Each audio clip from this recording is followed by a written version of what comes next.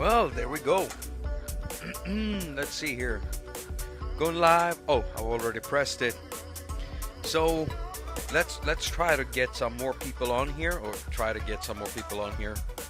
I mean, people are joining up right now, and we've just started. And today we need to talk about the future for iOS music making and app development, because I mean it's a thing that we're doing. We're not doing app development, but developers are doing it, and Apple have definitely Apple have definitely changed direction in what they're doing with their platform. And I want to say hello and welcome to everyone joining up at this first Jakob haQ live stream now that I've had vacation for 2 weeks. And during that time I haven't been able to stay away from social media at all, so that turned out to be complete shit show for me. I just haven't been able not to respond to some comments, especially from people wanting help with things. And I have been watching the WWDC thing, the keynote, kind of this thing here from Apple. Yeah, so we need to talk about this. We really do, because I've been wondering about this for a long time. Whether this is a sustainable thing for music app developers. And I've talked to a big amount of developers, and I get a consensus growing between them, among them. No matter if they're actually developing for just iOS or, you know, both platforms like desktop and iOS. So I'm gonna bring forth some stuff today. But here's the thing, I've been working on this project for months. It's more than a month, it's maybe a year. And I've got this, I can't even call it a script. It's basically collected amounts of data. And I'm trying to find like a red line or something, some way to present this in a good way. I have to be careful in presenting this, and I also have to check with every person that I've talked to that I'm allowed to bring their information forward with their names on it, you know, tagged to it, because of, you know, if you're selling apps on the Apple platform, sometimes you might end up in trouble if you say something stupid or something real, you know what I mean? So I have to be very careful about this. I don't want to misrepresent anyone. And so what I will be saying today will be without like quotes, without names and apps, just to get a discussion going among us, the community here, and also hopefully get some developers onto this too, so they can voice their opinions. There are some developers who have been voicing their opinions openly, like Chris from Audio Damage, one of my most favorite app developers out there, and also Bram Bose, and there have been others. And so we're gonna read a few of those tweets, and we might check a part of this video, and yeah, that's what I'm thinking we're gonna do for this episode. And also I will be checking this very heavily, the chat, so I can see what you all have to say about this. And I want to thank you for saying hello to me, and saying nice to see you back. Yeah, it is nice to be back, and I've missed these Wednesday streams, and it's gonna be nice to keep on doing them. I'll just bring down the music completely, and I'll bring back the music later on. I might be doing something. I've hooked up my old Chaosilator to this, and I tried playing some stuff to the track in the background. It's basically a loop from something I did some time ago. But let's see here. I want to bring up a tweet that I saw from Chris Randall from Audio Damage. And he says basically, the more I think about it, the bigger a deal this is, this IO apps on Mac thing becomes, at least with respect to audio developers. There are a lot of ramifications. And the thing is, when I saw the Apple WWDC thing, when they started talking about having their own, sorry, I'll bring it down the light so you can actually see that. They talked about, you know, bringing forth their own tech, basically their own chipset inside Macbooks, and basically paving way for being able to run iOS on Mac, and you know it's probably gonna happen so that you can run Mac stuff on iOS later on, and they probably just want this cross-platform thing, which can be a good thing in many cases, but when it comes to app development in general, it could be a bad thing for developers. Because I've said this many times when it comes to the iOS music making platform, that we are pretty spoiled. Spoiled. Well, we are kind of. What's the word? Chat, please help me out. What is the word for that? We got Vortex from Mobile Music Pro in the chat. Hello, Vortex. Now, what is the word for that? I think it is spoiled. Basically, we have been we have been we've had a like this big opportunity to get some really well crafted tools for only a few bucks. I myself am one of those people who have been doing this music making thing on a digital platform using computers, machines, whatever, for all my life basically. And I mean, I started doing it with an old Commodore 64 and went on to the Amiga, and I have actually paid some pretty hefty prices for stuff, and so I was used to that. When I got over to iOS, I was pretty much taken aback, or like it felt unreal to be able to buy something like Propellerhead's Thor for only a few bucks. When I knew what I had to pay on desktop. And there's a lot of software like that today that cost a lot of money, but what a lot of people don't know is that, I mean, back in the days, if I wanted a copy of Cubase, for instance, I had to pay about $1,200, and I did.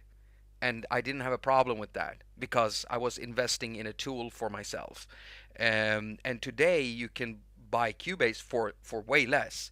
Same thing goes for plugins and stuff, but when it's on iOS, the amount you pay is it's a ridiculously low amount, and there have been a lot of different um, arguments for why that is. And why don't you in the chat, whatever you might think about this, type it in here, because I want this to be a collection for people, you know, or for developers also, for anyone to just go in, check through this video and just check the chat, what you're saying, what you think about this. I've heard one argument saying that maybe iOS apps are less complex, and you know, in some cases that is true, in other cases it's not. Another thing is, for instance, something like Fabfilter. If you want to buy a full suit of Fabfilter on iOS, what do you pay? What, $120 or something like that? I can't remember, but whatever I paid it. I even have a video of it where I'm paying that, because to me it's more than worth it. Because on desktop, even if I pay that price, I won't even be getting one plugin. And so it becomes really weird for someone like Fabfilter now if everyone is expecting iOS prices for their plugs, because their plugins are basically the same on iOS as they are on desktop. So I am going to be reaching out to them and see what they have to say. If they want to say something, I don't know. I mean, it might be too early for them to say something, but it's an interesting thing. I want to say hello to Electronic Sounds Audio. That's Dean, my boy Dean. And oh, I ran out of juice. My girlfriend, she made me this thing. It's like it's like sparkling water mixed with apple juice, and then she has like a bit of ginger in there. It's just amazing. It's absolutely amazing. And whenever I get it, I keep drinking it. I'm not even noticing that I'm doing it, and suddenly it's just finished. Yeah. Mm. Well, I've taken some precautions because I've stopped putting liquids on the table, and that is a good thing. Something that Brambo says is, I fear for the perception of value of complex software. At least on desktop, it used to be somewhat healthy, but if people are going to demand and expect iOS prices, then then desktop devs are in for a massive shit show. beware the race for to the bottom. Yeah, that's one way of looking at it. Another way of looking at it that someone brought up is, what if people start increasing, or developers start increasing prices instead? And that is like a deal breaker for a lot of people who are already buying apps right now. This is a very interesting topic. I myself personally think that iOS app developers are being paid too little, depending on what kind of apps there are. There are some simpler ones you could make for maybe a few bucks, but uh, I'm involved in this project right now that I can't talk about mm, at the moment, but I will announce it later on. And that project involves me seeing at least the progress of an app development thing, and it there's a lot to it. There's a lot to it. I can see the work that someone has to do in order to make an app, and I I asked, yeah, let's do this. Let's do this. I'm just gonna check the chat to see what you say. Sasar says something like, have no problem to pay like 10 to 40 euros. Yeah, and I agree with you there. I'm able to do that myself, and I'm willing to do that when it's a good tool. And for some people, that's just not viable because some people can't afford it, and I get that too. Um, let's see here. Um, Vortex says that I think over time the prices must increase, especially as the ecosystem becomes more mature, sophisticated both in tools and use cases with industries. Yeah, and this is also something I see being taken up a lot because as stuff get more complex, more sophisticated. Look at the platform right now. When I use something like Cubase, an app I absolutely love, I've made several videos on it, right? And right now I'm still hampered by its workflow because and I'm not talking about any kind of bugs that might crop up. I'm talking about the simple fact of me not being able to use the sidechain inside Fabfilter plugins because there is no like multi audio unit pipeline supported inside Cubases. The only app so far that does it is AUM and another app I cannot remember the name of. Someone might type it into the chat if you remember, and that's a big thing for me. Also, I'm getting limited by my iPad Pro 12.9 inch from 2015, and I have been looking at new iPads. I want I want my devices to have headphone ports, and I'm gonna have to reconsider that when I get a new one. But I've been looking at a new 2020 iPad Pro 11 inch, and it's for me that's a lot of money to put out. But I'm wondering how much it would increase my production, well, processes. Like, I'm running out of CPU with most of my projects. Even when I'm bouncing stuff down, I can't go quite as complex as I could back on desktop when I was using Cubase there. And that's something I want to, rectify. I want to get a new iPad and see what happens there. And for some people, I don't really know what more complex means. If that's something you have an opinion on, you should definitely type it into the chat. What is complex for you? How complex? What is like? What do you need from your DAWs in order to feel like you're able to do the same work that you're doing on desktop? Because for me, I am kind of able to do the same work I did on desktop. The only thing is I have to do these shortcuts, or I have to work around stuff. So instead of letting all my soft synths be still there in the project, I kind of have to bounce stuff down and record it into audio. It's basically like a freeze audio thing, but in this case, you're exporting it, bringing it back in, unloading the plugins, and also freeing resources so you can continue working. And I'm getting limited now. When I have like 12 tracks, I have 5 effects on each, and I've already bounced down so much, I have to keep bouncing it down. It's a problem for me. Uh, Tony says, the thing with iOS, which I love, but over time, you could have a Mac that will be around much longer than an iPad. That's also an interesting point of view. I'm an old PC user, and for me, it was this simple. If I wanted to switch out the processor, I did that myself, like instantly. It was so cheap, it was so simple. And I waited until a new product came out, and then I bought it 2 years after, and suddenly the price was even less than half of the price because of the new processors coming out. And when I installed that processor into my computer, it felt like I got like a super quick computer instantly. I switched up my RAMs, I switched up my hard drives, I built every system from ground up. I could never get them to run stable though. That's one thing. And whenever I was working inside a professional studio, there was always a Mac there running running Logic, okay?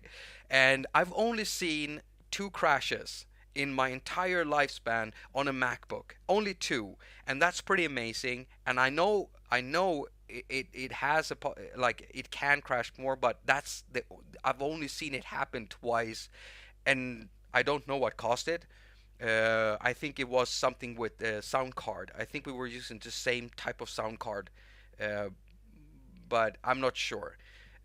And with PC, I used to have blue screens all the time. I mean, that's if you've ever been a PC owner, you might know exactly what I'm talking about. That's just the way it is.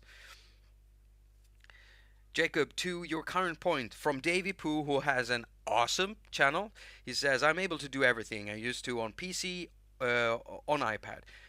But it's taken time for it to get there. 3 years ago, I could not say the same thing. Yeah, Davy, here's the thing. I had to adopt an older type of workflow, something I did back when I was using tape recorders, ADAT recorders and stuff. I had to bounce and I have to like slim down my effects, and I couldn't use sidechain, and there were so many things.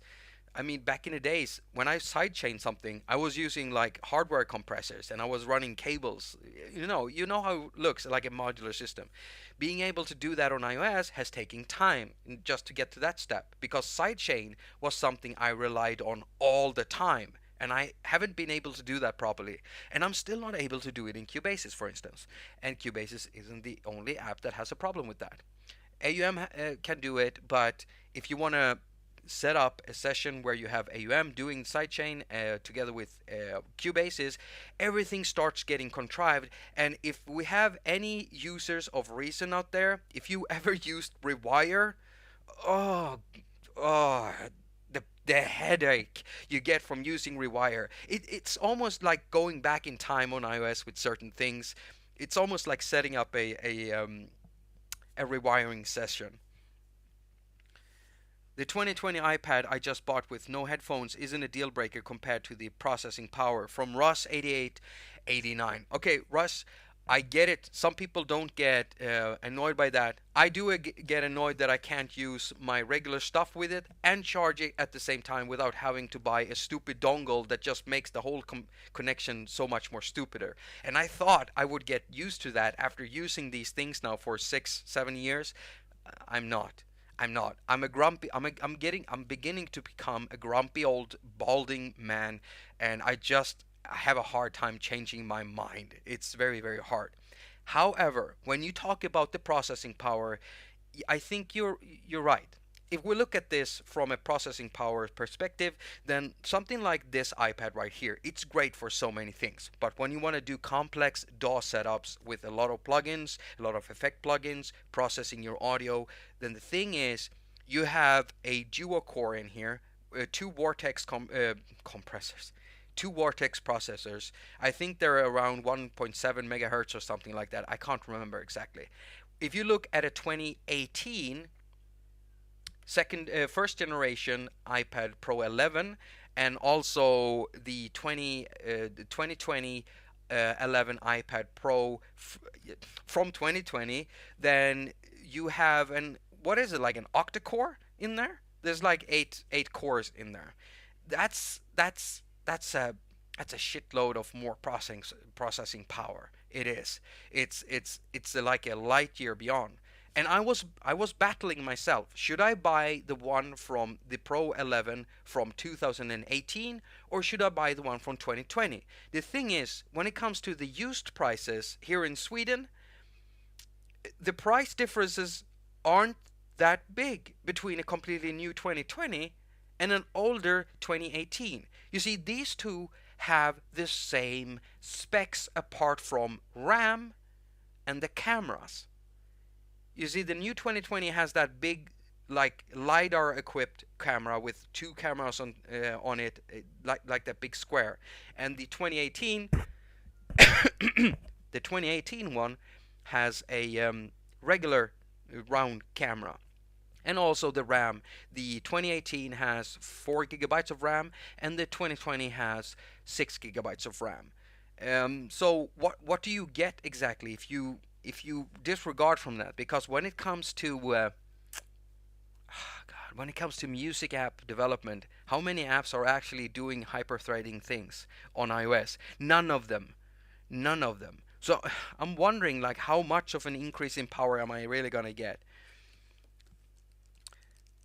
Finding new solutions to something that wasn't previously a problem. Like Jacob said about sidechaining, I've had this sort of thing happen to me tons of times. Yes. Carlin says the quickness, the portability, the incredible range of creative apps, there's stuff app-wise that is just so original. I can also buy multiple apps because they cost less. Yeah.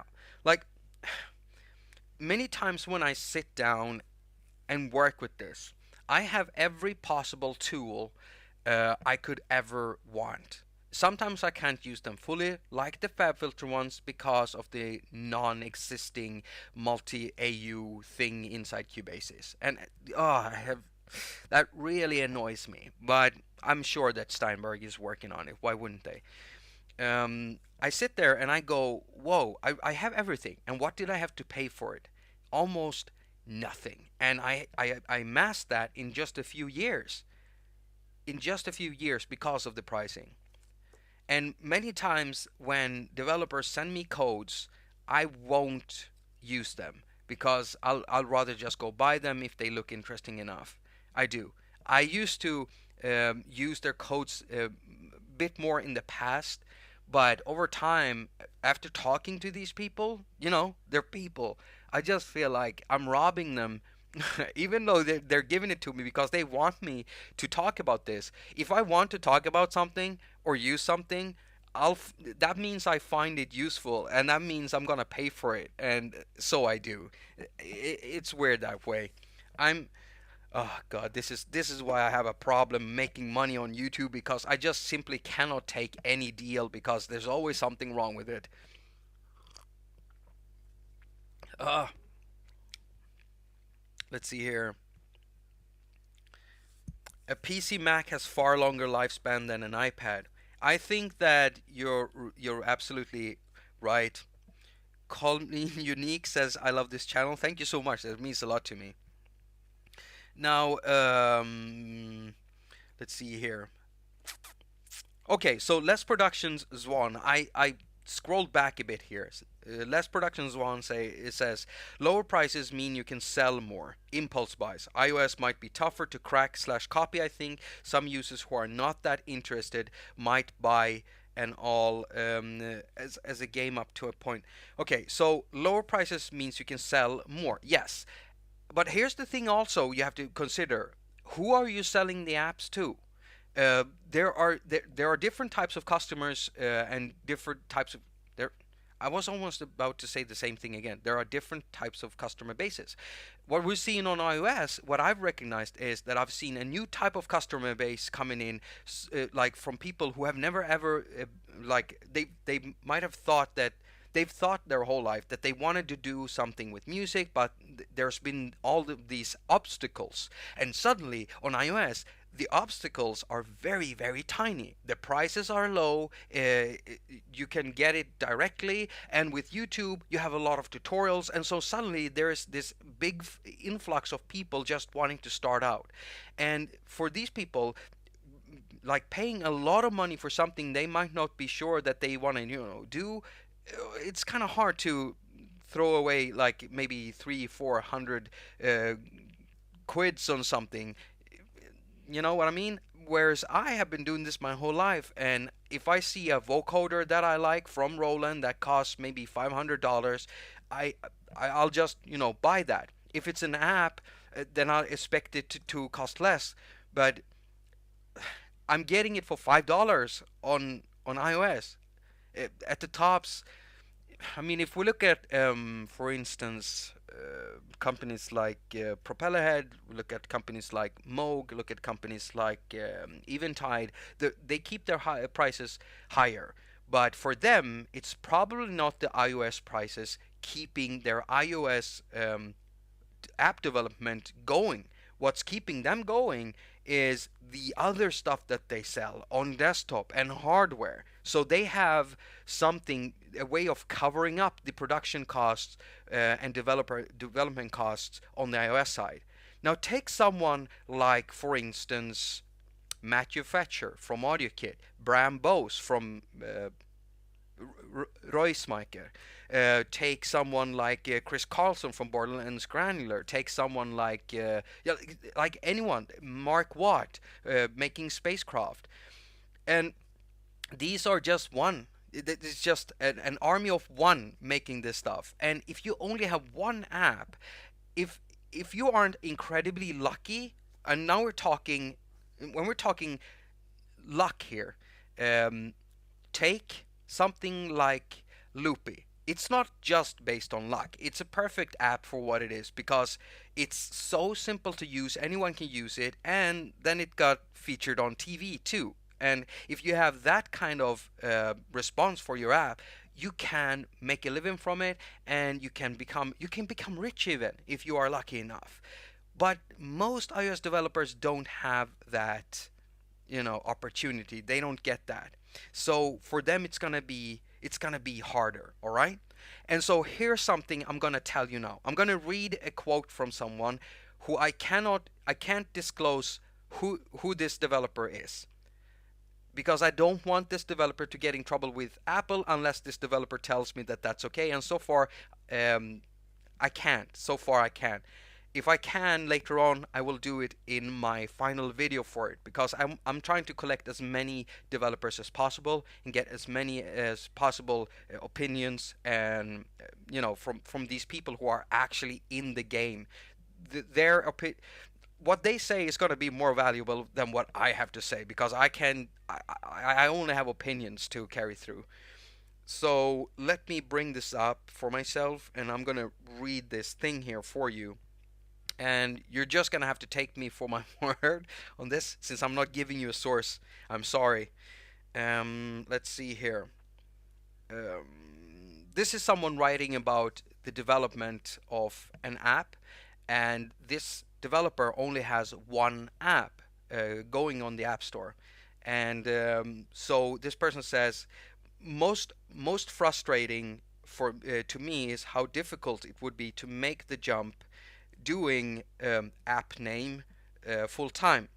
I feel like I have this app that has so much potential to grow, but there's just no way I could support my family on the current proceeds, especially given the expectations around low app costs, the percentage Apple takes, taxes on top of that, and then cost of health insurance in the state, which isn't Apple's fault, but makes things considerably more difficult. And these, I mean, this is, I get it. Even though I'm in Sweden, I'm not in America. In Sweden, we have a different system when it comes to health insurance and stuff like that. It's very different. But I do, uh,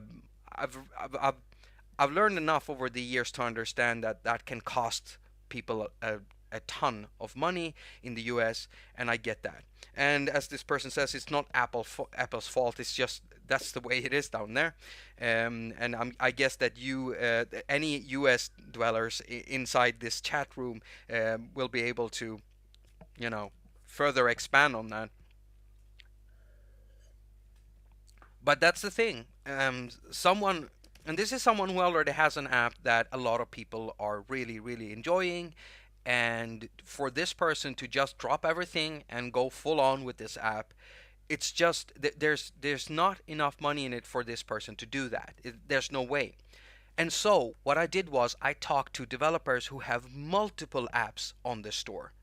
And this information is also interesting. This is something I'm gonna be able to present in my video, but what I can say right now without mentioning this person's name is that this person has many apps on the App Store.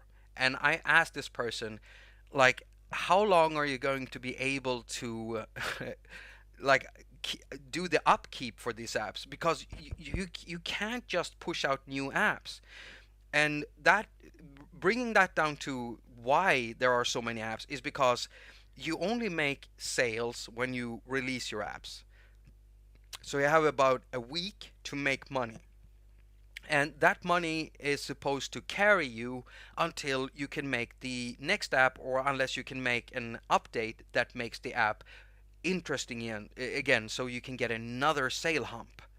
And so this person has been able to streamline the production so that this person can use the same type of tools and same type of infrastructure, so it's easy for this person to find any kind of bugs or any kind of things that might go wrong, considering it has to work with so many hosts, everything from GarageBand to AUM to Cubase's to any other app that can host audio units, for instance. Then you have to be able to do it so it's so straightforward that you don't spend a lot of time keeping on upgrading that app or those apps. And when you have 10 of those or 15 or 20 of them, now you're it's really eating into your time. How long are you going to be able to do that? The reason to why this person told me that the reason to why they do that is because they need to be able to be paid enough to pay their bills for the year out. And when an app is too old, you're not going to make any sales. So you make an app, and maybe 3 months later, you're not bringing in anything from that app. Even if you make an update, you might be bringing in maybe $20, $30, up to $100 at the most. It's not enough for this person to just spend 3 months, another 3 months to update that. And so that it's just not going to cut it. So this person has to make a new app. And so it happens 4.5 or 5 apps per year, adding to the library of apps that this person has to upkeep, to keep on updating. How long will you be able to do that before it's too much? How long? And this person told me, don't know. Some of them might turn into version 2. So, yeah. I mean, it's interesting, isn't it? Let's see what the chat says here. Um, oh, did I close down? Yeah, I closed down. Let's see. There we go. Glenn Allen says, "What's health insurance?" Um, it's so different in the desktop world. If the app is awesome, also new people will buy older apps. Yeah, Sasha, that's actually not how it works. That's actually not how it works. You have to have a really, really, really big output. I've seen, oh God, I wish I could show you, but I can't. I've seen some numbers of how apps get purchased. And if you don't have a marketing team constantly working like around the clock, pushing out stuff in collaboration, maybe with influencers, I hate that word, but with influencers, maybe with some YouTubers, with some blogs, if you can't do that, if you can't spend money into marketing, then you're not going to make any sales. And if you do spend money into marketing, then you're tipping off what you're doing from the sales.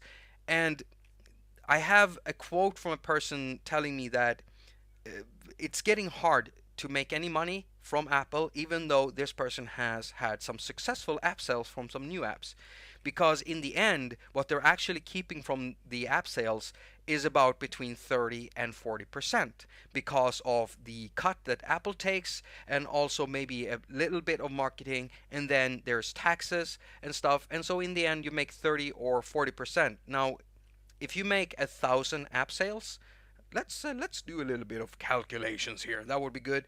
Maybe I have do I have like a calculator somewhere? Calculator, calculator. Where do I have that? I have that. So if we have a calculator right here, can you see that? I'm wondering if you can see that. Let's see if I can see that. I think I can. Let's see here. I have to check in the chat. Is that all right? Yeah. Okay. That looks good. I'm gonna go back to check the chat again. So if we have an app costing about, like, let's say $5, and you make let's say 100 app sales. That's $500, and then from that, if you keep about say 30%, 35%, that's $175. All right. Okay. So how many app sales do you have to make from one app in order to be able to pay your bills? How many apps do you have to keep going? I don't actually know how to you app developers out there. I don't know how you do it. I don't know how you keep going. I don't understand it. There are so many apps out there. So many apps, and I don't get how you keep doing it. Did I read this one? Did I? Let's see here. There are some quotes from some users here too. I'm quite happy to buy iOS plugs as they're cheap, good quality. I doubt I'll buy the desktop version if it's the same thing. My instant thought was, how are full price plugins going to sell if they do this and it works as easily as we hope? Yeah, yeah, it is a good question. Man, this must be really, really weird for someone like Fabfilter. I know that like Chris Randall, these guys, they sell stuff on desktop too. What is going to happen? Another thing is to think about this. I mean, these ARM equipped computers. How many years is it going to take before a lot of people are using them? Think about that. How many of you are thinking of buying a new ARM equipped MacBook? Actually, let's see here. Um, This is the problem. People buy them because they're cheap. If they were expensive, far fewer apps would sell and we would have far few devs. It's a catch 22. Yeah, it is. Just download it for free on the PC.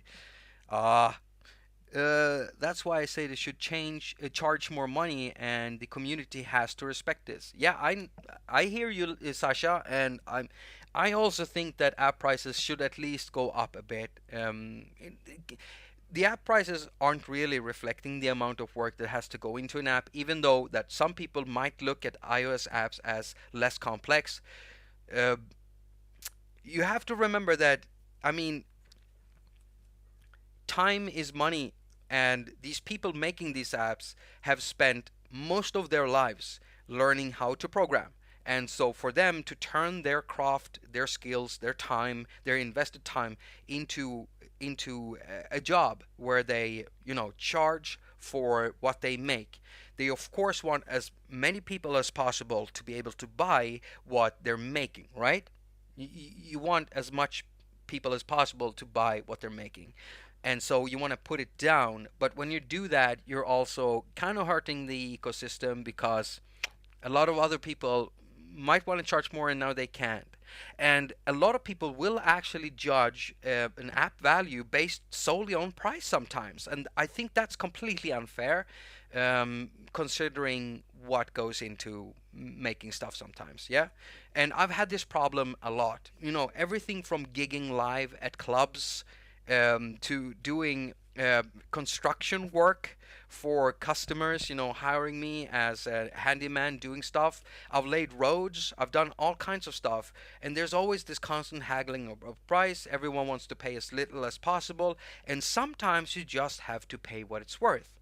And that's the problem. What is it worth for some people? How do some people calculate the worth? I'll bring in a quick example here. I'll be back. I'll be right back. I just have to. I'll be right back.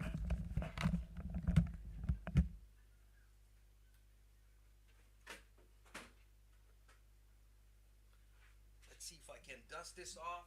Oh, where is it? My space is getting dusty. It was so clean. My space was so clean until a month ago. Yeah, I didn't dust for a month. I'm horrible with that. Take something like the Roland MC101. It's an incredibly awesome machine, and it does so much. It does an incredible amount of stuff, and a lot of people just look at this and say it's tiny, it should cost less. And when you're doing that, when you're judging it upon its size, then you're missing the whole point.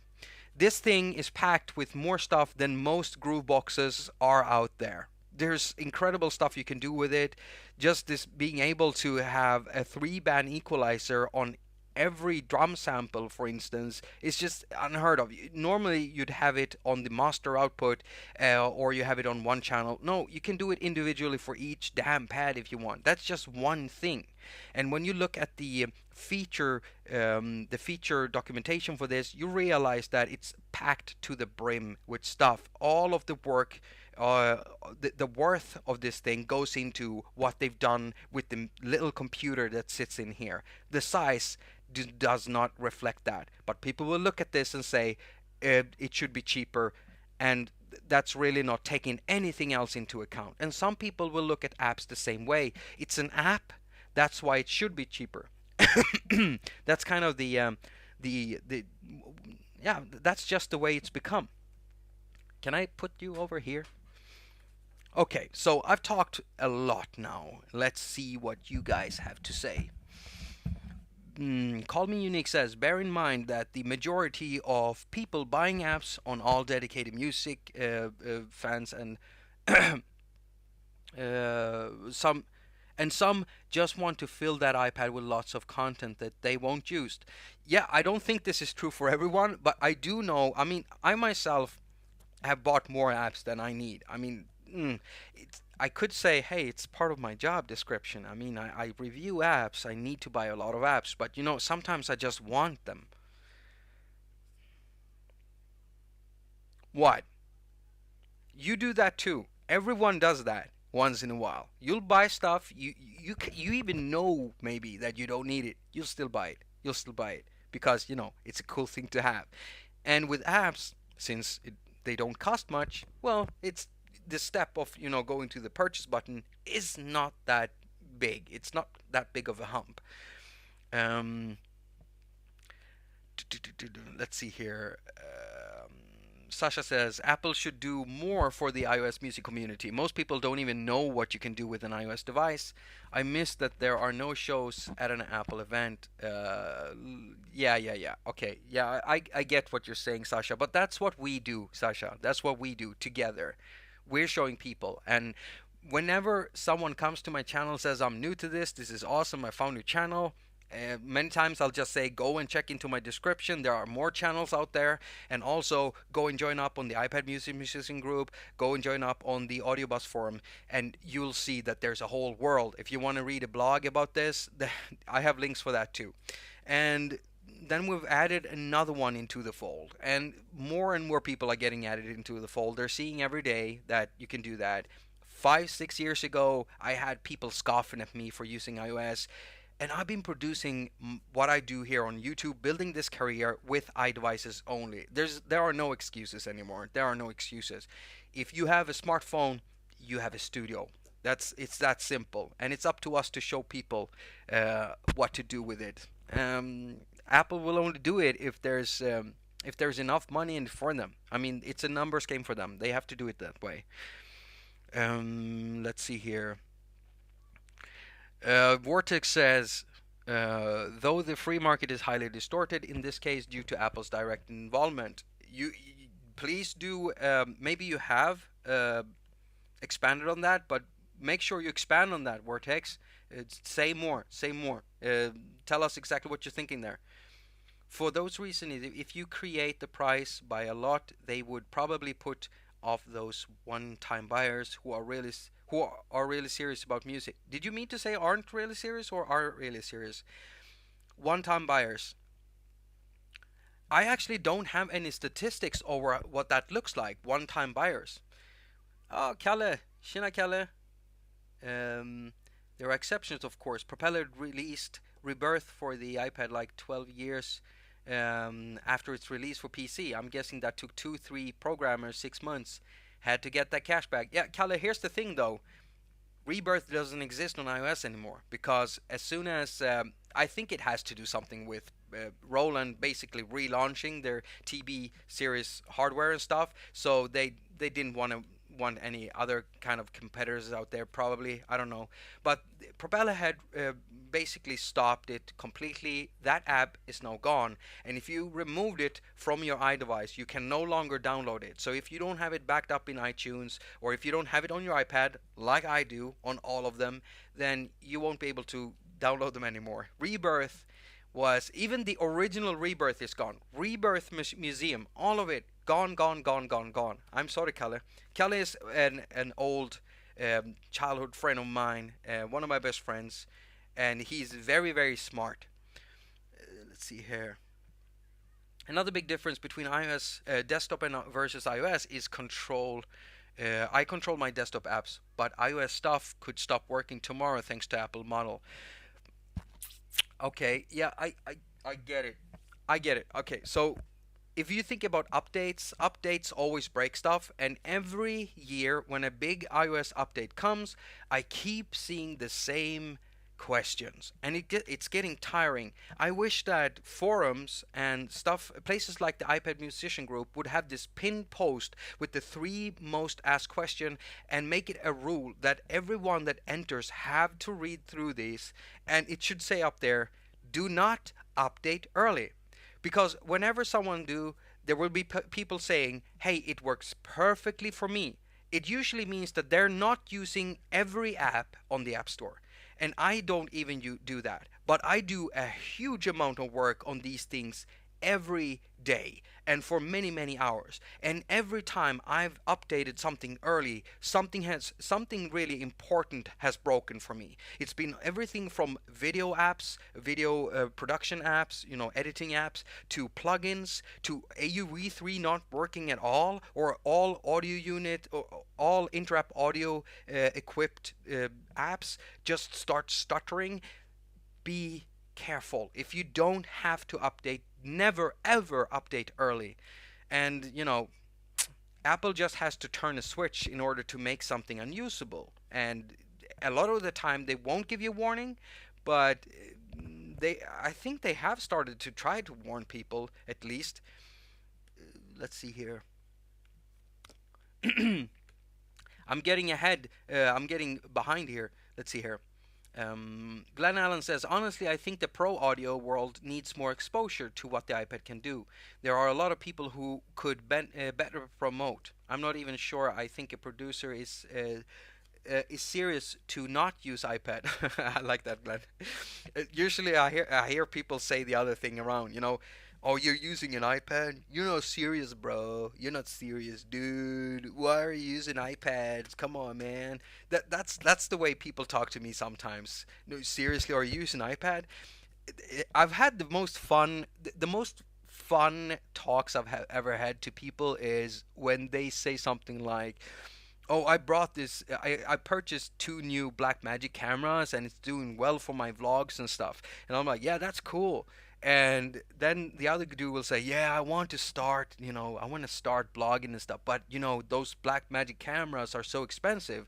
And I say, wait, ain't that like the iPhone like 11 or 10 you have there? And this person goes, yeah. And I'm like, why why would you ever need to buy a camera? I don't get it. You got a better camera than I got. I mean, come on. Even the webcam I'm using is like 10 years old. I mean, is it 10 years old? It's one of those Logic C920 that everyone used back in the days. They cost almost nothing now. So if you want to stream, you could do that. I mean, streaming also on mobile is easy. There's so many times people will ask me like, how did you do the great shots in this video? And then I tell them, I used an iPhone 6. Yeah, I know it's old. And then I use a lens kit. And it cost me $5. And people will drop their jaws. Like, what do you mean $5 for lenses? It has to do with what you do with it. You have to get good at using the kits that you already have. That's all you need to do. Just Jugaad technology. There's this thing called Jugaad technology in India. They just hacking stuff together. You should really Google that stuff or look it up on YouTube. There's some really interesting videos being made by people hacking stuff together, taking what they have. Jugaad technology. WWDC and then technology. Just search it on YouTube and you'll find some awesome videos from people in India doing awesome stuff. Very simply, just hacking stuff together. I love that. Use what you have. And then you could kind of ask yourself, why would you need to have 500 apps on your iPad? How many do you use daily? Daily. Seriously, type in chat. Type the number of apps you use daily. Type the number in the chat. I want to see numbers, everyone. I want to see numbers. Come on. How many apps do you use? What I use daily is 5 apps. I use 5 apps daily. 5. I'll type it in there. 5 apps. That's what I use daily. How many do you use? Because we definitely have more than we need, but yeah, it's also keeping these guys fed. These guys like Chris Randall, Rambos, like Chris Carlson, it's keeping these guys fed, and I want them to be fed. I want them to be able to pay their rent so that they can keep making their stuff. Let's see here. Vortex says 10 to 15 if you count plugins. Yeah, of course. Plugins are apps too. So yeah, absolutely. David Poo says 5. Kelly Kemper says 5 to 6 apps. And then Call Me Unique says 7. Less Production Swan 5 to 10. Okay, so you see what I mean? Like we are using about 5 to 10 apps in general. 5 to 10 apps. So let's say it's an even number of 7. We use 7 apps per day. Still, how many apps do you own? Do you even know? Because I can't even have all the apps on my iPad that I own. I don't have that. I don't have enough space. Also, if anyone has, I don't know if you can buy and get the new 2020 models of iPads delivered. If anyone has been able to do that, also tell us in the chat if you have. I want to know more about that. Less Productions one says, I have a few hundreds, not all music. No, it's the same here. It's not all music. I mean, it's everything from text editors to animation software. But yeah, that's pretty much what I use. I mean, you can even calculate. You can even count stuff like the notes into that too. Notes is also an app from Apple.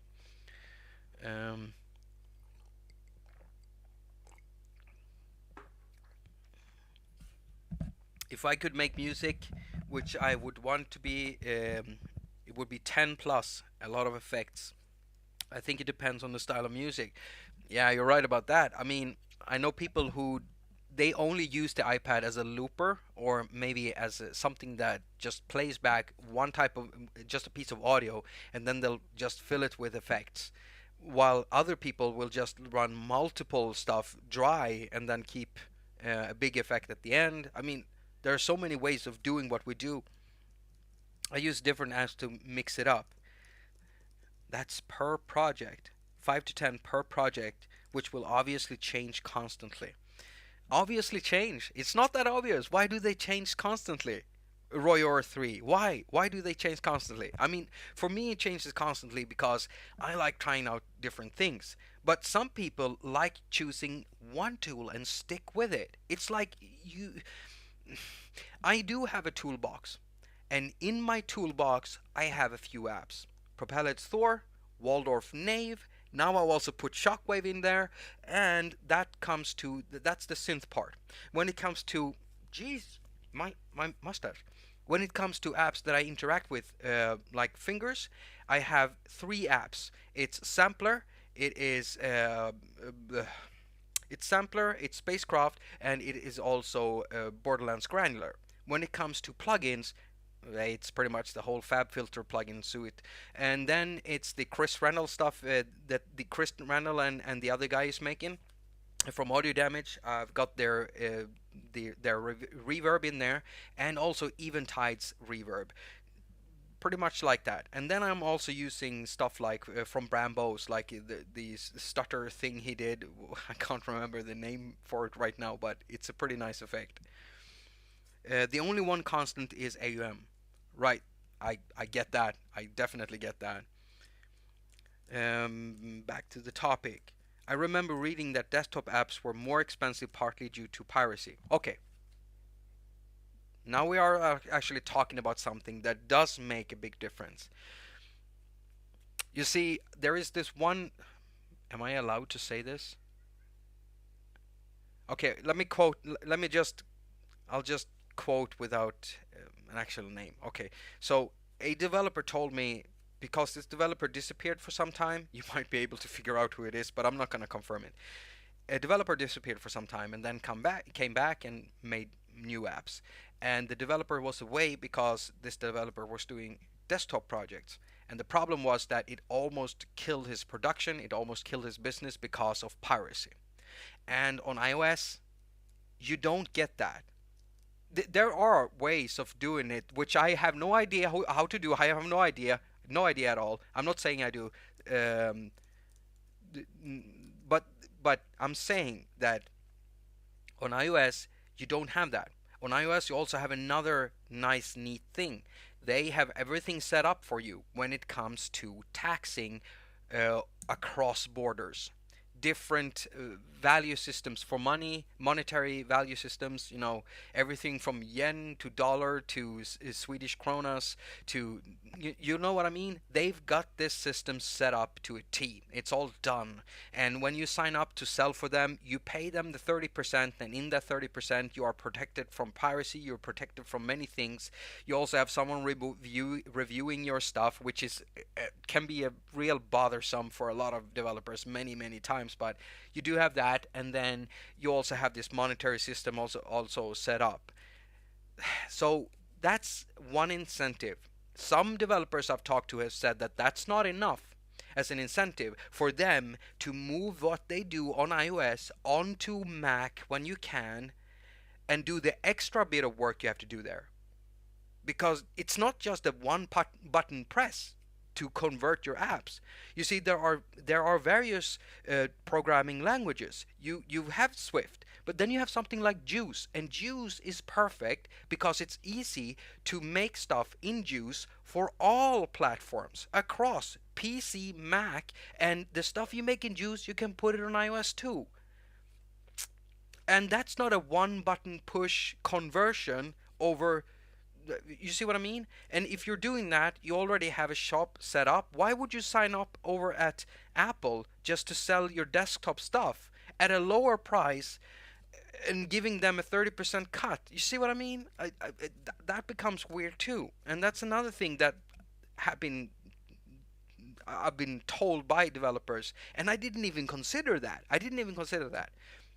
I'll admit, I was actually one of those people that were like, oh, so yeah, now we can start using our apps on Mac. And then the next thought was, ooh, what does this mean for developers? This is gonna become weird. Who uses Napster for music? Napster. Napster. I remember Napster. Does that still exist, by the way? Napster? Um, Oh yes, with Apple Silicon and the App Store sandbox in Piraten will end up virtually impossible. Yeah, that's another thing, That's another thing. Is that gonna be enough? Because mm, people coming from iOS getting over to Mac, let's see, you're introduced to this music thing through iOS, and now you wanna go bigger. Bigger. I mean, you can go pretty big on iOS. I've shown that. My channel is a testament to that. But let's say you want to go even bigger. I've already conceded that I used to be able to do huge projects on my PC, and I'm not able to do that quite ready. Not quite yet. Maybe with an iPad Pro 11 from 2020, maybe. We'll see. We'll see if I can save that last bit of money I need in order to pay that price, because for me that is a lot of money. It really is. It means that I won't be able to do stuff for another year. It takes me a long time to save up the money. I don't have money shooting out of my bum hole. And I don't wish that I did. It sounds like it would be a very unpleasurable experience. I don't think that would be nice at all. I mean, think about it. Paper cuts down there. Oh, let's see here. These streamin' didn't have my style of music. This stream. You almost made me say something else, Sasha. Don't don't don't type stuff like that into the chat. I have a problem enough, saying English words, and some of these days, someday I'm gonna say some really weird. I've seen streamers. I do watch some streamers on Twitch where people are constantly typing in names and sending in like super chat, where they pay money to get a message displayed, and then the streamer will look at it and read it out, and they will make them say some crazy shit, really crazy shit, because you're just automatically reading it. Don't do that. Don't don't do that. Stream services, stream services, stream services. Money out of bumhole. Paper. Oh, Michael, I haven't. No, I know I haven't been thinking about it a lot. And if I did, I wouldn't admit it. So this is why I love this channel. It's not just information. It's me talking about the bumholes. It doesn't say that, but It's kind of suggesting that. Okay. Um, the other day I was listening to. I wasn't logged into my account on this. What's it called?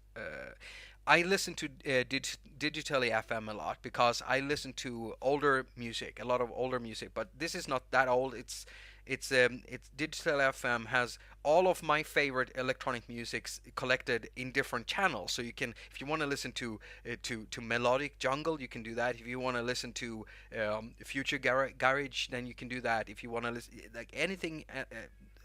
Music like that, they have these playlists and you can subscribe to them. And if you don't, if you're not logged in and you're just listening like on a free account, you get commercials. And I completely forgot what I was going to say, and I was supposed to make a joke, and I'm really sorry, but I'm not going to finish that joke. So let's see here. There's been a lot of interesting I I want to thank you for making this, like, these streams so interesting. Because this means a lot to me that you're doing this. This means a whole lot to me. Thank you so much. And I'm gonna try to collect some of what you're saying here, if that's okay with you.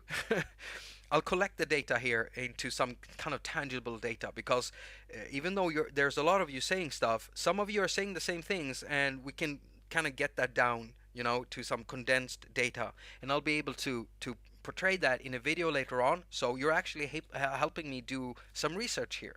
Thank you for that. And when it's done, I'm hoping that you will help me peer review it too. That would be awesome. Even though I'm not making a really scientific study here, because in that case I would actually ask for some numbers. But for some reasons, companies, they're unwilling to give me their sales stats. I mean, I've been shown some sales stats, but they're willing to show people that. I get why though. Gotta run. Okay, thank you, Davey. And anyone who doesn't know about Davey Poo, the music minstrel, should definitely go and check out his channel. I've got a link to his channel.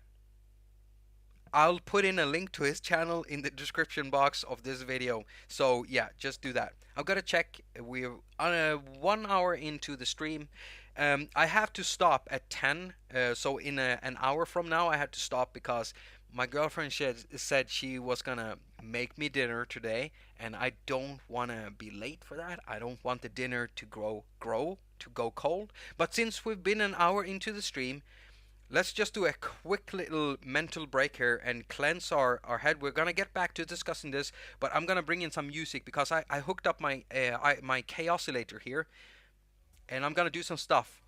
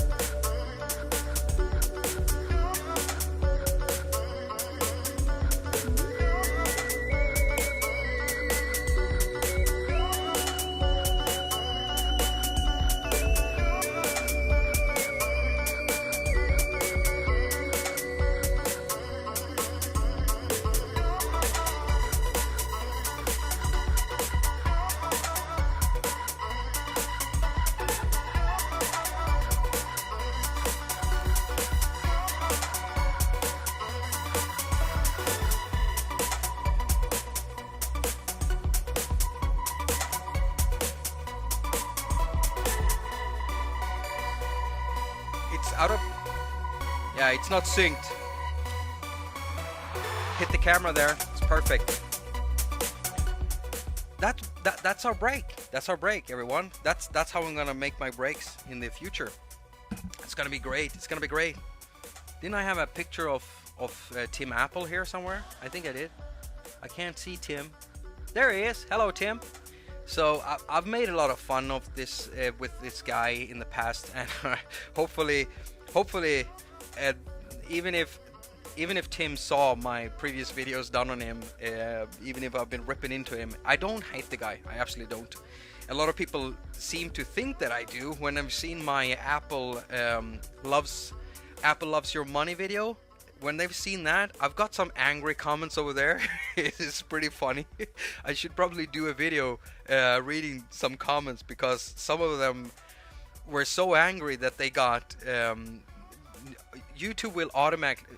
Some people think that I've deleted comments. I don't.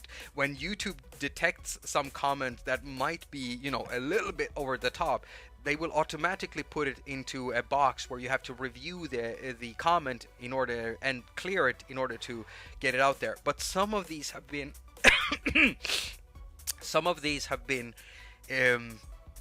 oh, some people using the N-word, and some people saying some really ducked up shit. So I just can't clear them, but it would be fun to do a special episode where I actually, start talking about it.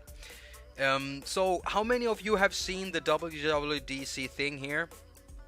Let me just turn that music off. It's just a loop that I made from some music that I made some time ago. Can we actually hear Tim here? Can we hear Tim? Can we hear you, Tim? Is it playing? Or is it just frozen now because I've messed it up? It might be frozen. Yeah, I think it's frozen. Maybe we have to reload it. I don't know. Let's do that. Let's see here. Oh yeah, there it is. The interesting stuff is coming around one something. Can't remember, what was it like? Huge leap forward. Transitioning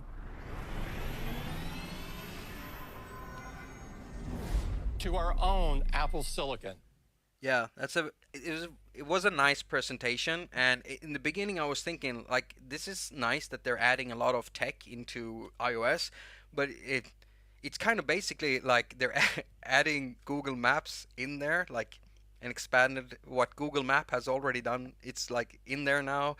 There's some other nice stuff that they've put in there, with the chatting system, something I've already seen in Slack, and stuff like that. But they're making iOS a little bit more user friendly.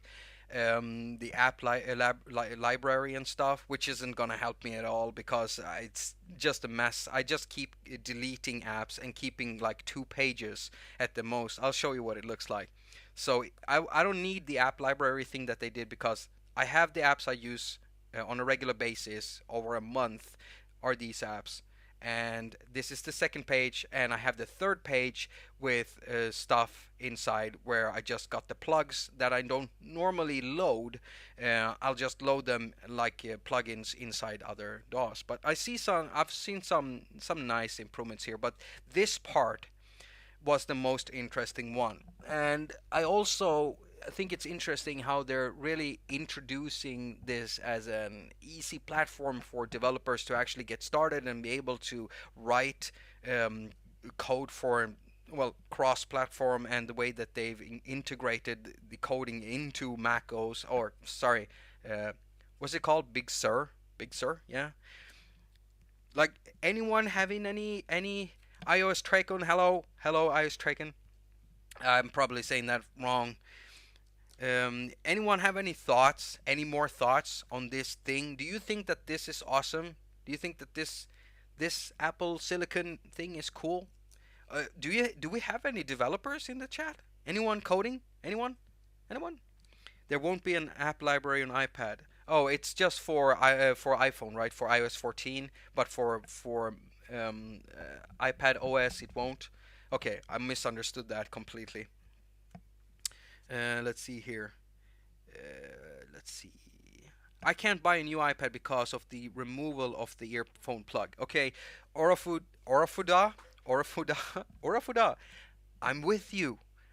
I'm still gonna have to buy a new one because I can't keep doing what I do on this channel if I don't get a new one. Because every time I make a video where I do some kind of connection to it, I want to be able to say, instead of saying, hey, if you're looking for a video about the USB-C port, then go look for another video. I'm doing that to help these people not waste their time.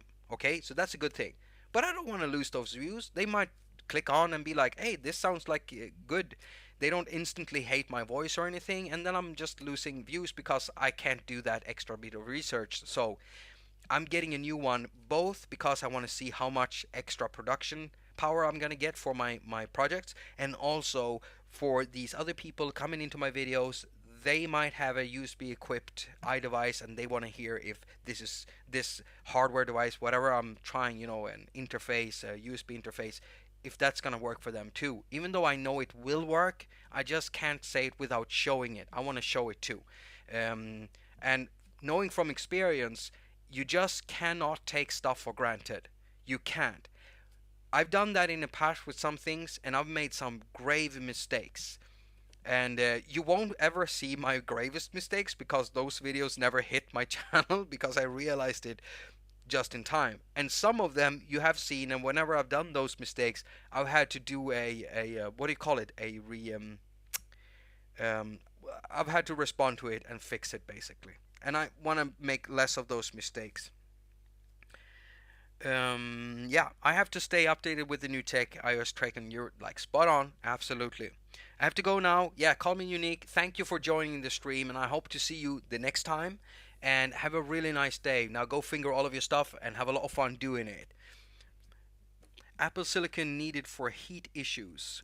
I use MS Surface devices as well. Yeah, I've tried one of those out, and it was a weird experience for me actually, for music and otherwise. And it is a problem everywhere, but not on iPad. Okay, okay. Michael, what country do you live in? By the way, I'm interested because of the temperature differences in weather in some countries. Um, Here in Sweden, for instance, if I take a walk outside when we have like the coldest days, my iPhone will die. It just cannot handle it. My iPad will insta die too. It just can't handle it. It will show up as if it's discharged, as if the battery is discharged. It can be at 80%, but it will just die. And whenever there's warm here, it doesn't get as warm as it does in California. And I know that, I mean, the iPads and iPhones are being developed over at over there. I mean, where it's hot, so they know how to test it for really hot climates. But for the really cold climates, like up here, Finland, up in Norway, over in Russia. I mean, they're very different temperatures, and over Canada too. I think Alaska. Let's see here. Michael is in California, USA. And by the way, I'm a hardware developer, so I understand the heat issues deeply. Okay, I get that. I've had to deal with heat issues myself when building my own computer setups. And the way I always dealt with it was I used water cooling. The problem was I used to mess it up because I had this one system where I forgot to. I was supposed to buy a switch, that goes from the wall and just distributes power to all my devices.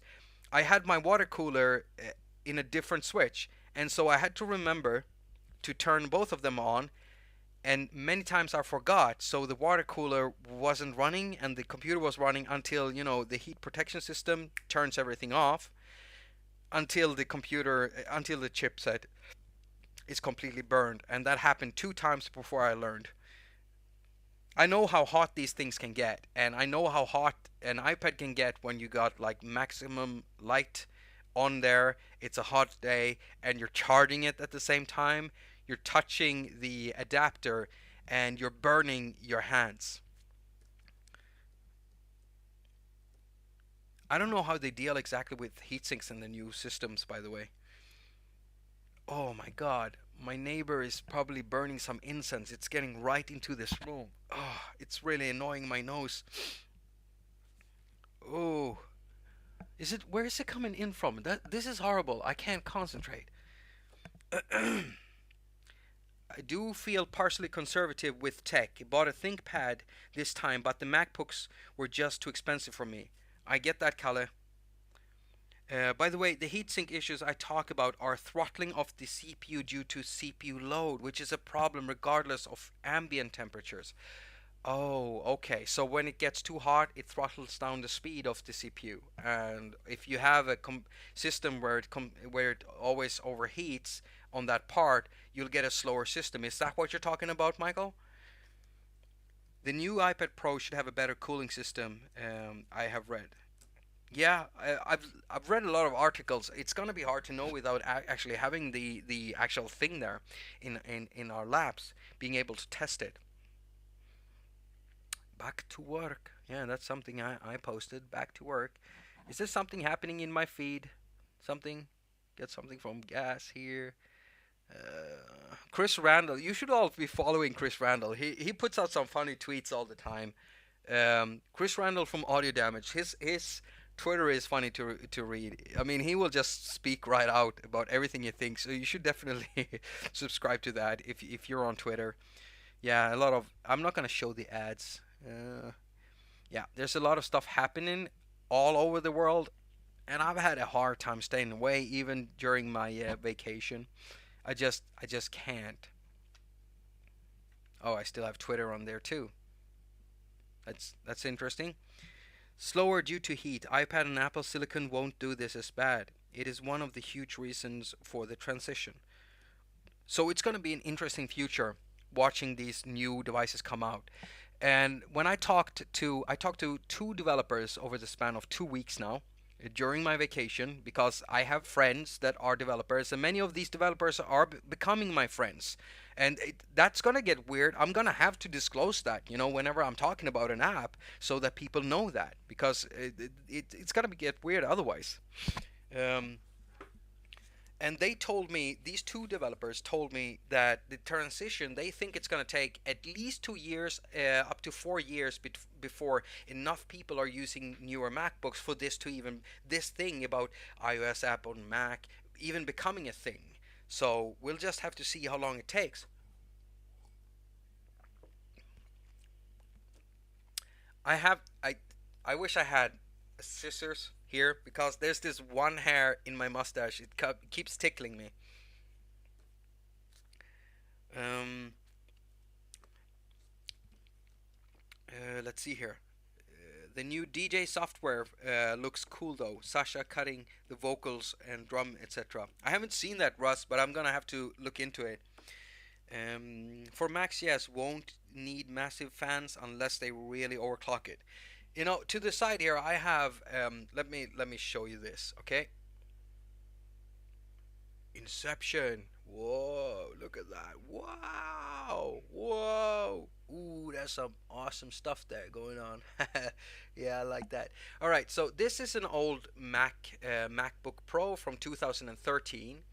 And whenever I run like a little bit heavier pieces of software, then it will constantly run the fan like crazy. It will run like the whole time I'm using it for hours. It gets so hot. But it's when I'm doing graphical stuff. If I'm doing anything else, surfing the web, writing stuff, it won't make a sound. But this thing can get so damned hot, and it does actually get slow. Now that I think about it. Huh. Yeah. But it's cool if that's not gonna happen with the new ARM thing processors. That'd be really cool. One main thing I love is to have an app which allows me. I'm shaking the camera. I need to fix this. I'm sorry. Sorry, everyone. Um, the main thing I love is to have an app which allows me to use my own downloaded music, not streaming or Apple Music, which I hate both. I'm right with you, Sasha. Electronic Sounds Audio, we're entered the Matrix. Yeah, I love doing those stuff. I mean, I saw that effect when I was very little, in old music videos, and I was, looking for ways to do that myself. And then my neighbor had this old VCR tape recorder. You put tapes in and you record videos with that VCR. I'm sorry, I mean like a a camcorder, basically. And so he showed me how to do that, and I was so mesmerized. And I went down every day and wanted to do that until he got really annoyed with me and said like, mess off, kid. Duck off, kid. You're not getting in here anymore. Stop doing that. When I got my own camera, I do admit that maybe I sat around for hours doing that thing, pointing the camera towards the TV, doing funny faces and stuff. Yeah, kids, kids. It's a step in the right direction. Years ago, I thought there would be a time where music makers would provide separate tracks also for DJs to mix. Now I'm using his apps to make industrial noise full circuit. Oh, okay, I.S. Traken, this is a continuation of your comment here. I saw Chris Randall at my first industrial concert, Sister Machine Gun. Awesome. Is that still on YouTube? Like, is that on YouTube? Like clips of that? That would be awesome to find, to see. Um, I found some really old footage of myself that I didn't know was up there. Stuff I'll never ever link to anyone. you know, Cringe. Yeah. I think I think we're in for some interesting times. I think we're in for some very awkward times for some developers regarding prices. And I don't know which way it's gonna go. I have no idea. I think we'll see some people experimenting because there is one other thing that we haven't considered yet, and it kind of looks like I thought about that when I looked at this. It looks there was this tweet that Apple put out or something that they put out that I find a little bit worrying actually. Let's see if I can find that. Um, let's see. I'm gonna try to find this. It was very interesting. It's from a guy called Mark Edwards. You can't see that probably. If I can find that, let me try to find that here, uh, so we can bring it up bigger, so we can see what this is actually about. Go out of the thread and go into the search. Let's see if we can find this guy, Mark Edwards. Mark Edwards, because this was really interesting. It has to do with microtransactions and apps and the future of that and the way that Apple seems to look at it. Um, Mark Edwards, there we go. That's Mark Edwards, founder and designer at Biango, currently building Scala from Melbourne, Australia. Let's see here. Where can this be? Oh, I have to go and look for tweets and replies. Mm, mm, mm, mm. How much does this guy tweet? I mean, this could be hard. This could be so hard to find. Come on. What does it look like? It looks like that. A few days out from WWDC. When was this? On. Can I see that on the picture? It was from. Oh, I can't even see that. No, I can't see it. I can't see it. 11 hours ago, and that was the 19th of June. So we gotta go back to June here. June 25th. Go back even further. Let's see if we can find this. Chat, do you think I'll find it? I'm pretty, I can be so. Is it absent-minded? No, like my mind easily wanders, and so I might scroll past it. But it did spur a lot of interesting. Okay, here's June 19. June 19. June 19. Let's see here. Let's see here. June 19. Could it be in here? Maybe I scrolled past it. June 19. June 19.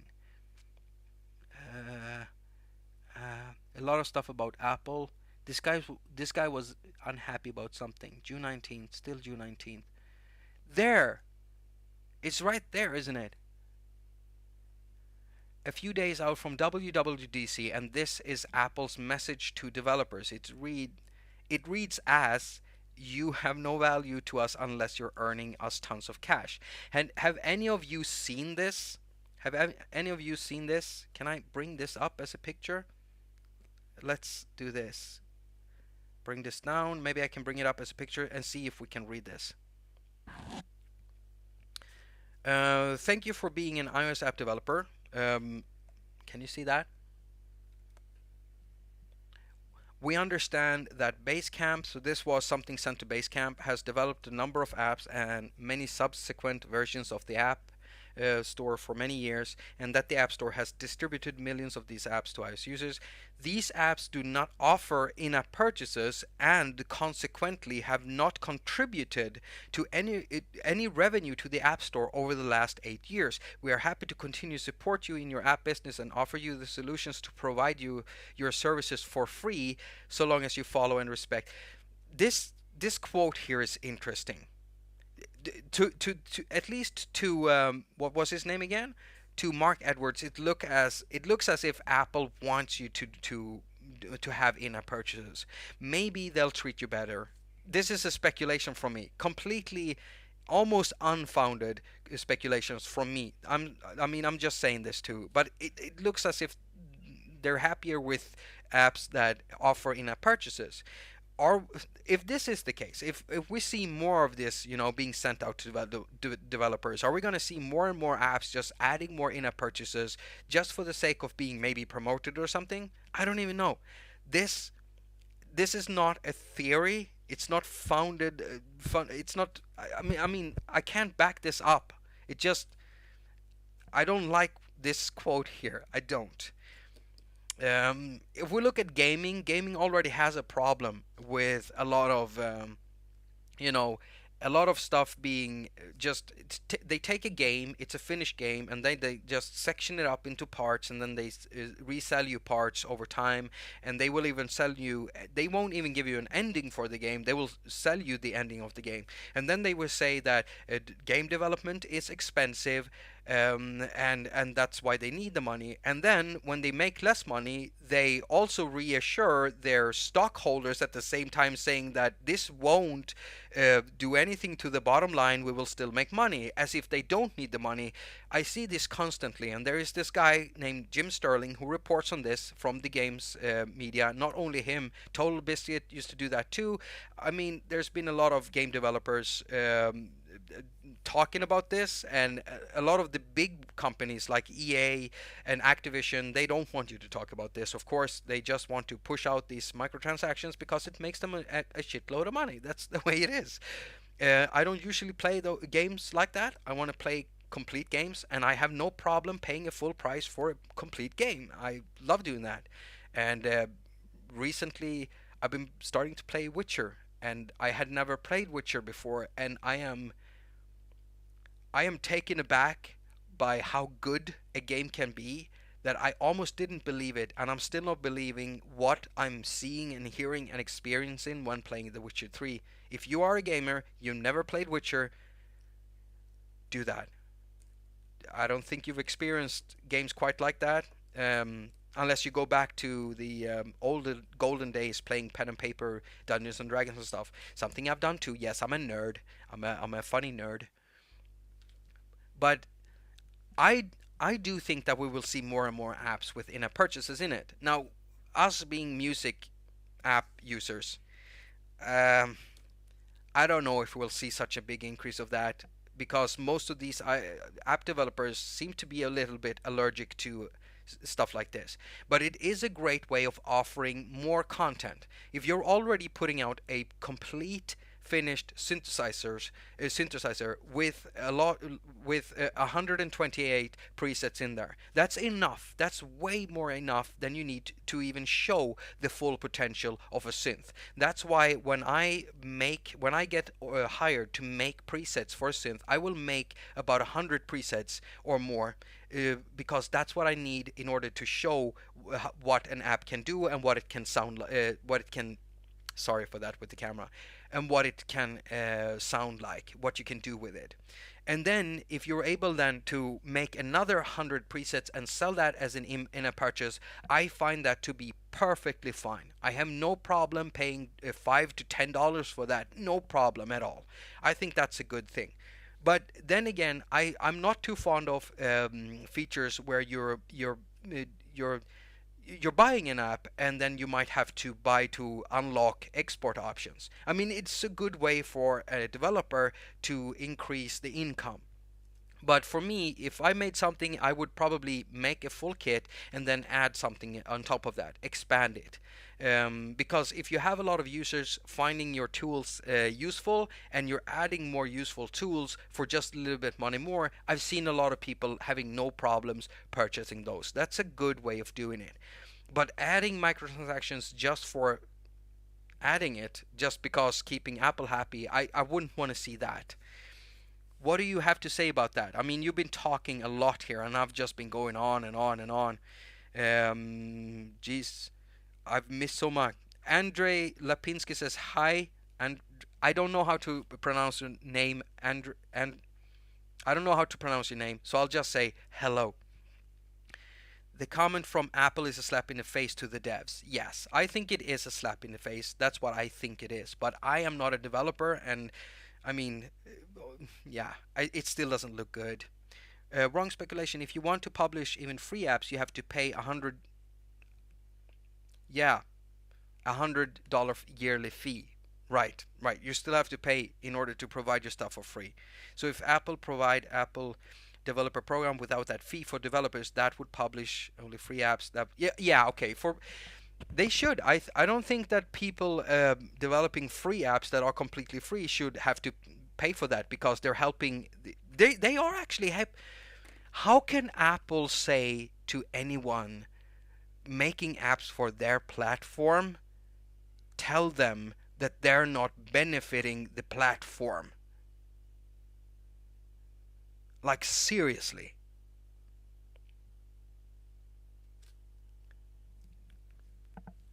If I could put in the Jean-Luc Picard face palm, I would. Let's see here. Calicampe, CD Projekt Red for president. Hey, Kalle, are you actually also waiting for Cyberpunk? I heard bad news that they're actually doing crunch, and I care more about the life of the developers having a good life without shitty work conditions, having to crunch it to get their stuff out on time, instead of just taking their time, not having a shitty time doing it, and putting out a good game that I'm willing to pay for. I'm willing to pay for a good game, and I don't want to see any developers getting hurt in the progress, you know? But I'm looking forward to it, and I won't be sad if they say we can't put it out now because we don't want to work our developers to death. I think that's the right thing to do. CD Projekt Red, do the right thing. Michael Lohmeyer, Apple isn't trying to push adding IAP. Okay, they are pushing to stop people selling a service outside of App Store and providing a free app to access where Apple doesn't get any of the subscription fees.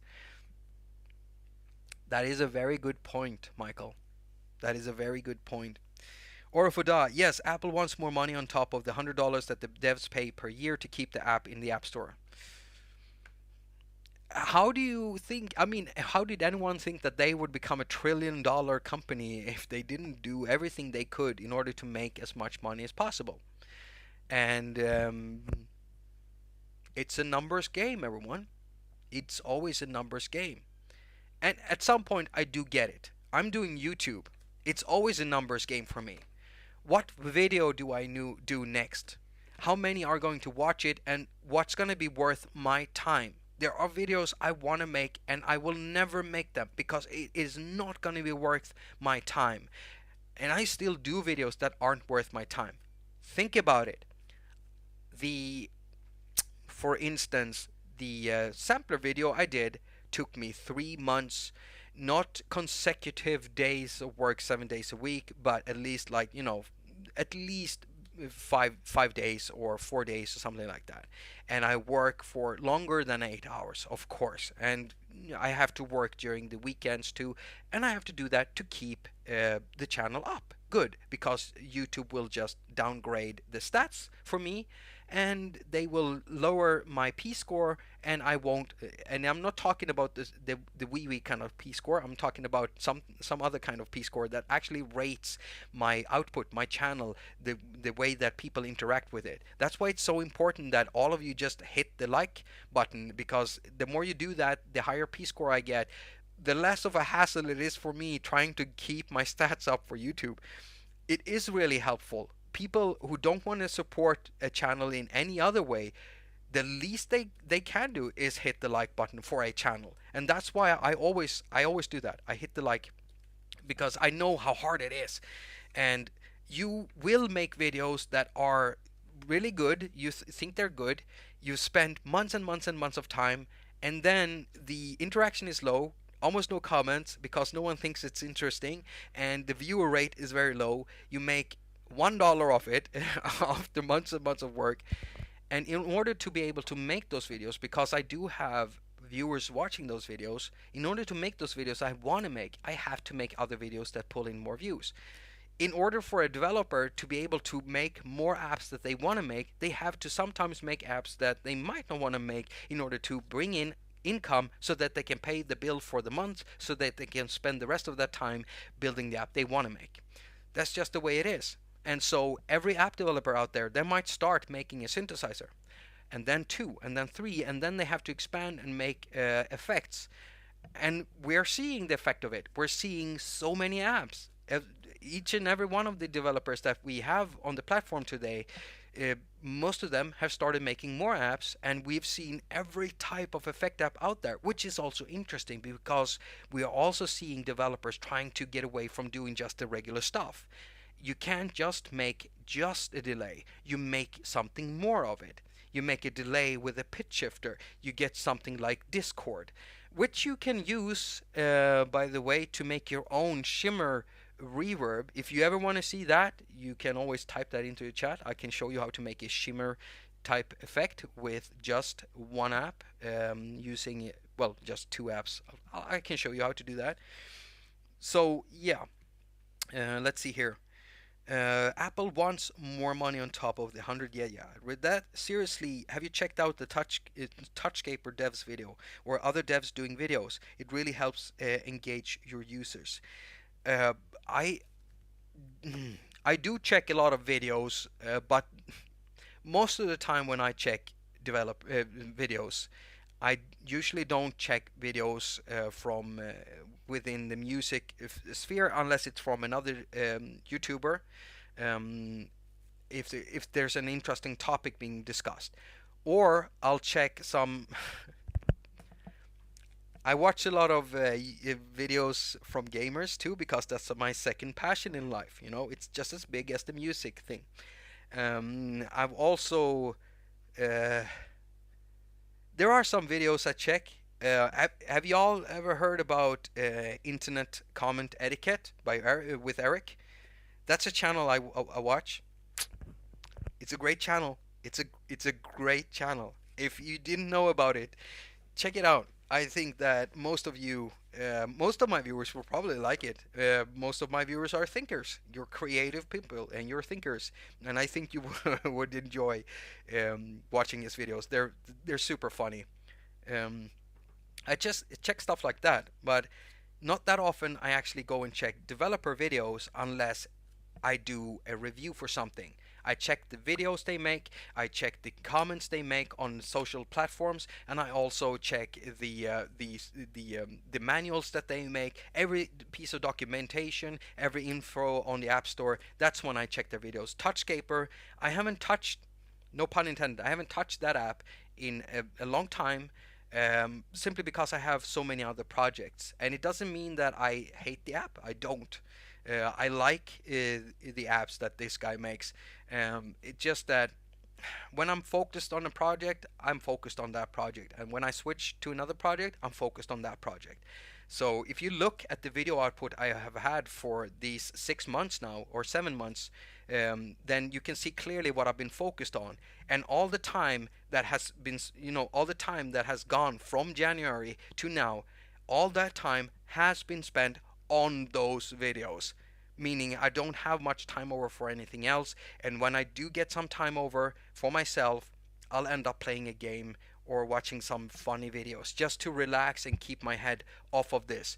Because after doing this thing for 16 hours, maybe narrating, recording narration for 6 hours, and then editing that, and I've done a 14-hour day, I just want to relax. Mm, I mean, as in them doing that, promote the. Yeah, I keep commenting on stuff when I don't have the full context, Glenn. I hope that my viewers can overlook that. By the way, if you want to ask me any questions about anything, apps or anything you want to know about, maybe some stuff I've tried out or how I connect stuff, I'm gonna be streaming for 15 minutes more, and then I have to close it down because I don't want to be late for my girlfriend's dinner because I know she's working on that. Let's see here. It has a headphone jack and now also USB-C extension cable, but I have to check it out soon. Okay, I missed something here. Oh, we're talking dongles. We're talking dongles. Let's see here. Star Wars Squadron looks good. Tony Duncan. Tony, I know you're a gamer. Let's see.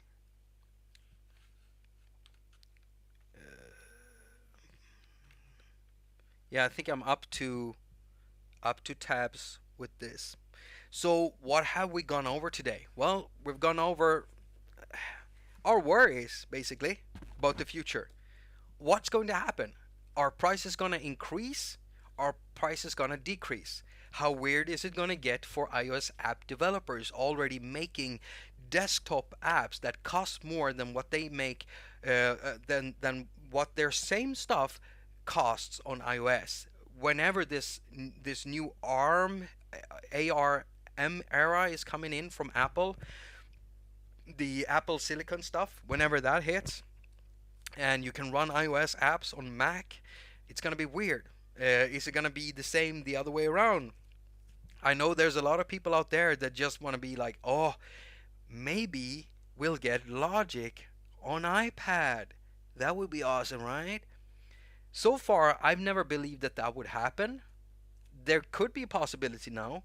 The reason to why I never believed that would happen is because Apple is clearly putting in a lot of effort into GarageBand. And when you look at the interfaces and colorings of Logic and GarageBand, there's similarities, right? And I just thought for so long that they're just gonna keep on doing GarageBand because it's that, step-in thing. But they still want people to go over to a Mac and get Logic. But now, who knows? Who knows? I'm not sure anymore. Do you think that maybe Logic will happen on iPad? I've seen some people predict it. I didn't think it would happen. You never know now. You never know. Maybe deep down inside, I don't think it will happen. I can't say that it won't. Does anyone believe it would happen?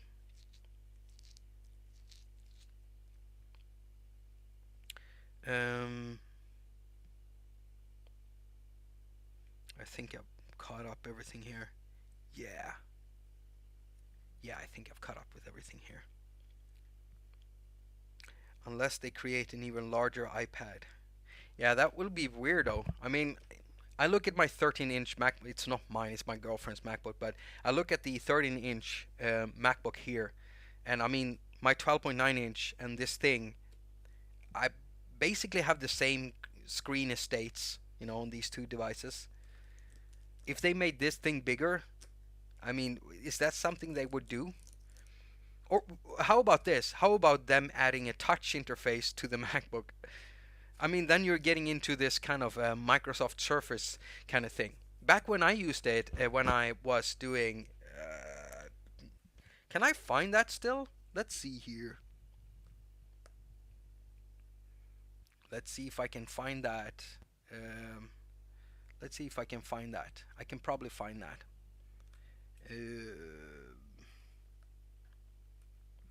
Um, Figure Microsoft Keynote. Can I find that? Yeah, there it is. I don't think I have any audio on this one. I can probably run this thing. Yeah, I can run this. Where is it? Oh, I don't have any footage in there. That's too bad. Yeah, there.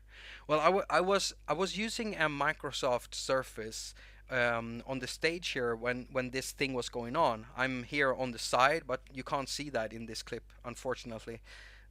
It's in the thumbnail, but I was using a Microsoft Surface, and it was such a weird experience to me because I felt like it couldn't decide if it was a computer or if it was a smart pad. It was really, really weird. And I mean, in that case, it's kind of like a cross-platform kind of thing. Is that what Apple wants? Are they gonna add touch surfaces to their MacBooks now? What's gonna happen? Here we go. Here we go. A lot of comments. Nice, nice, nice. Glenn Allen says, I think I could, along with Final Cut, interface would need real redesign. Yeah, that's one thing. You would have to redesign it for the touch interface.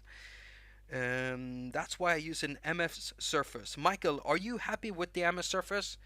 I didn't have it long enough, to even get a real feeling for it. But I did use Figure on there, and it was pretty cool. Mikko Kohonen says, Kohonen, are you from Finland, man? Are you Suomi? To be honest, I kind of hope the app prices would rise a bit. Maybe then the trend would be to treat iOS as a real platform and offer full feature apps. Well, here's the thing. If you look at something like Fabfilter, that is a full feature app, and if you're using AUM, which has the support for the multi audio unit in and output, multi output, then yeah, it is fully fledged. And if you look at what I've been doing for 6-7 years here, I have been doing that real work, as people say. I've been using it as a production platform. Everything on my channel, all the 750 videos, everything I've ever done here, have all been produced on these devices. I've been using them like production tools always, and I am able to do a lot of stuff, even though I do have a lot of limitations. And some people working in bigger studios would look at this, and after me telling them what I had to go through in order to produce some of my music and some of my videos, they would say that, yeah, it's not quite there yet, but it could get there. And in those cases, I couldn't argue with them because, yeah, they're right. There's some things missing, and that might be something that you're touching on there. What was your name, Mikko? That you might be touching on that. Maybe that's, I don't know what kind of a background you have, but maybe you have that background where you come from a situation where you have everything, on desktop, and you know what can be done there. I too come from that side. When I went over to iOS, I had to start looking at what can I do with this platform, and it's been a long search. And right now I'm so close. I'm so close. I'm so close. I'm so close to getting to where I used to be.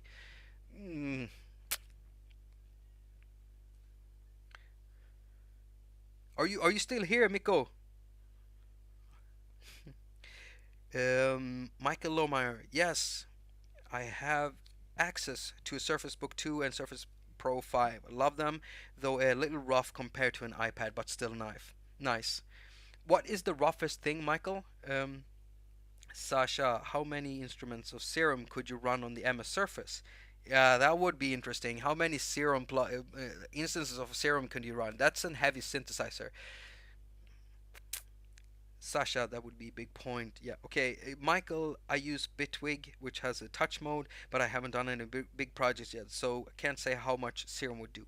Russ, 8889, it took me the convenience of sitting an iPad on my lap, and now they're trying to make you a desk by turning the iPad back into a laptop that you dock. Yeah, I know, it's so weird. Look at how they're selling it with this new stand and everything. Oh, it floats. It's the floaty thing. You have to pay 300 and what, $320, $330 for this new keyboard, which is pretty cool, I admit that, but it kind of looks like a MacBook with a floating screen. Is it gonna be a MacBook? Is it a thing? Is it a laptop? Or is it a touch thing? Do you use it with a keyboard or both? I will admit that many, many times I wish I had a keyboard, a regular keyboard, especially when I'm doing video work. Not for short commands, but for typing. And especially when I'm doing my docutorial episodes where I'm heavily showing I'm doing heavy bits where I'm showing and portraying developers talking about their app developments and what they're thinking. And I do a lot of, I always make sure that everyone gets what they're saying. I want to get their point through, so I will hard code subs in there. And when I sit and do that, it's not fun on the touchscreen to type. I don't think so. I'd like some haptic feedback. That would be nice. Mikko Kornen says, yes, there are many great and full feature app on iOS. Still, I feel many developers go for minimal and feature poor apps. I can't argue with that really because, yeah, I know what you mean. And when they do go fully fledged, look at, for instance, one of my most favorite app developers, Sugar Bytes. They make stuff that just make my body tingle every time. And when they released Cyclops for iOS, I went, woo, like this is insane. And then I used it on my iPad mini and it was not fun. I mean, they know that too. I've talked to them about that. Using Cyclops, a fully featured, used to be a desktop scene, ported to a size of this? Huh? No. Do I have Cyclops here? I mean, some of the controls are so small when you do put in all the features. Some of the controls are so small, I can't even use them without a pencil, and I don't have a pencil. It's just horrible like that. Let's see here. And I love that app. I love that app so much. Can I download it? I don't think I have it on here. App Store. I'm going to show you what that looks like if you don't know. I mean, Cyclops on the iPad Pro 12.9 inch, it's okay. It's great because I'm getting that real screen. It's so nice having Cyclops fully loaded on this iPad here. But on an iPad mini, I couldn't use it. And the only thing I had back when they released that was the iPad mini.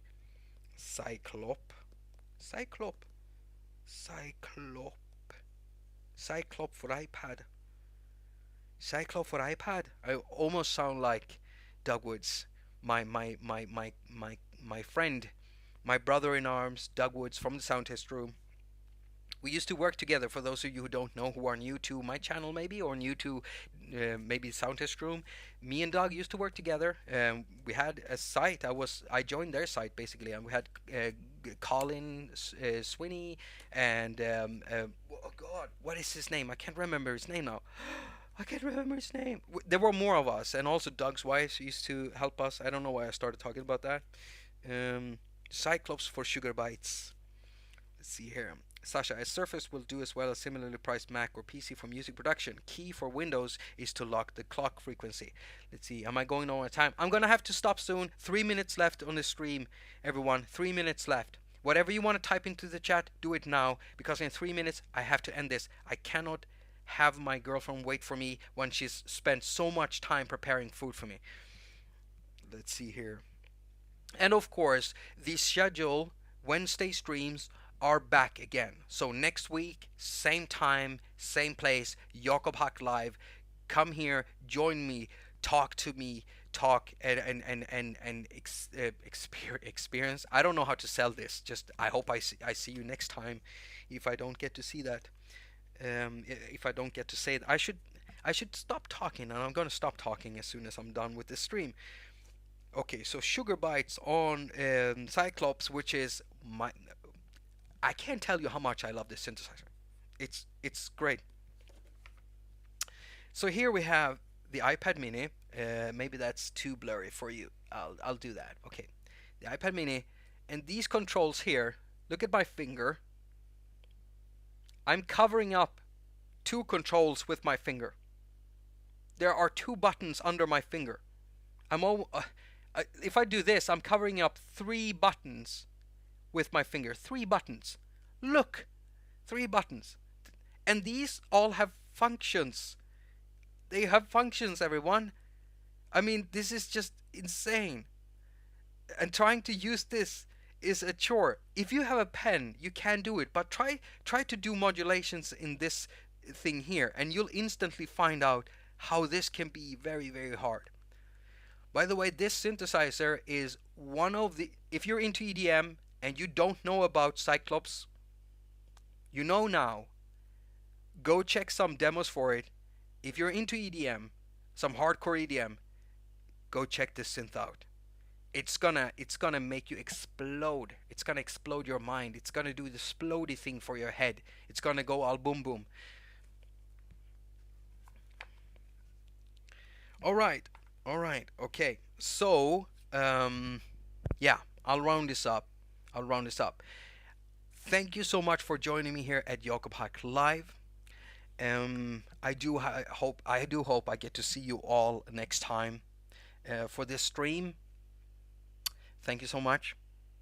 You're the ones making this interesting, and the reason to why I'm doing these streams have always been because I've been asked by you to do you people who want me to see me stream, but I've been asked by the community, and whenever I spend time with you, the community, it makes me feel good. It makes me feel good inside. So thank you so much for that. You're actually inspiring me to keep on working with what I do, and I appreciate the support you're giving me just by being here. And that's all I want to say. You're lovely people, and I want you to know that. So as usual, I wish you a very productive week. Now go finger all of your stuff and watch me look like an idiot as I try to end this stream in a nice way. Uh, I should just tie this to a button. This, did that end it? Oh yeah, last time I forgot to finish the stream, so it looked as if I was stream. Oh yeah, I should just end this. Where is it? Stop streaming. Stop. Stop screaming. Stop streaming. Oh, it's the red button there. That's great. Bye everyone. What? It does?